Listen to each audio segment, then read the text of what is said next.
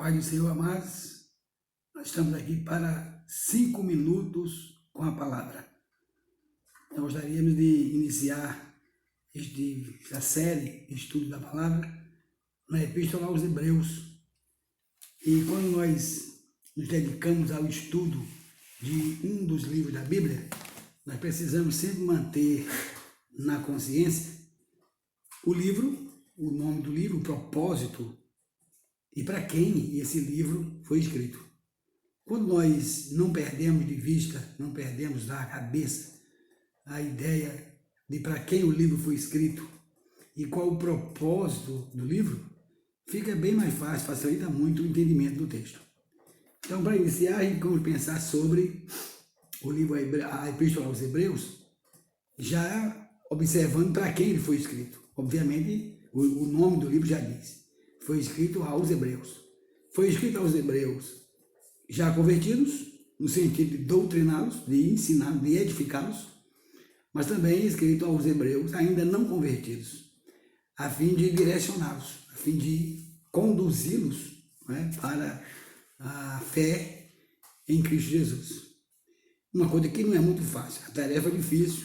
Quem propôs se escrever aos Hebreus lançou-se num projeto difícil.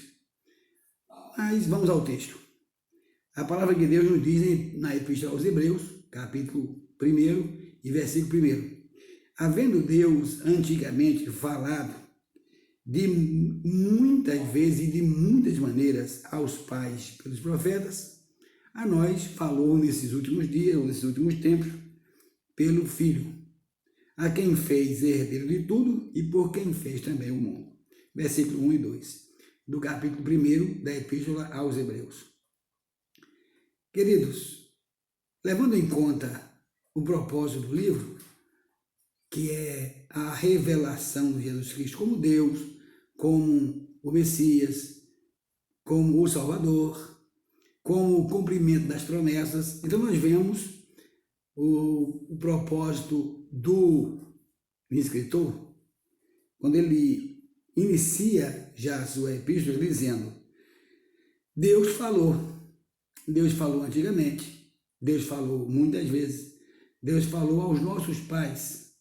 E quando ele traz esse assunto, que Deus falou pelos profetas, Deus falou aos nossos pais, ou aos pais, referindo-se aos antepassados, ele está evocando e está trazendo para o assunto, para a conversa entre ele e o leitor, que fosse o caso, um assunto muito forte, uma autoridade muito grande, porque isso era muito forte para o hebreu, para o judeu, para o israelita, o fato de eles terem sido hebreus, de eles terem falado hebraico, e do fato de Deus ter falado muitas vezes no Velho Testamento pelos profetas.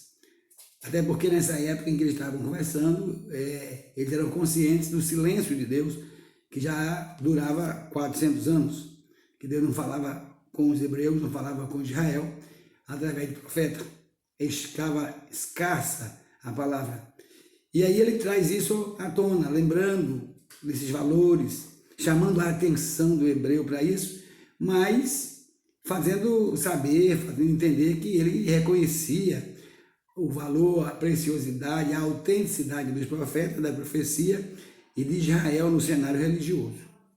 Aí ele diz assim: Deus falou antigamente, falou muitas vezes, falou aos pais, pelos profetas, mas agora, no tempo presente, Deus continua falando, ou voltou a falar, e falou não pelos profetas, mas falou diretamente pelo seu próprio Filho.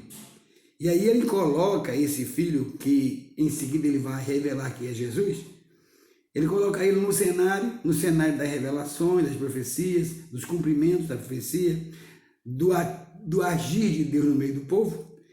E ele diz assim: olha, Deus constituiu esse Filho herdeiro de tudo e fez até o mundo através dele. Então ele coloca Jesus numa posição de existência e de atuação desde a criação até o futuro como herdeiro. Então ele envolve Jesus muito perto dos hebreus, ele tenta mostrar aos hebreus que ele vai falar de alguém que é muito perto dele. E isso é muito interessante para nós iniciarmos nosso pensamento a respeito desta epístola. Eu te prometi que são 5 minutos, nossos 5 minutos passaram, e aí nós logo estaremos enviando um outro vídeo para continuar com esse assunto, que sem dúvida será um assunto excelente. Fica comigo, inscreva-se no canal, ative o sininho aí, para quando outro vídeo entrar você ser avisado. Sem dúvida será abençoador esses momentos que vamos ter. Deus abençoe, em nome de Jesus.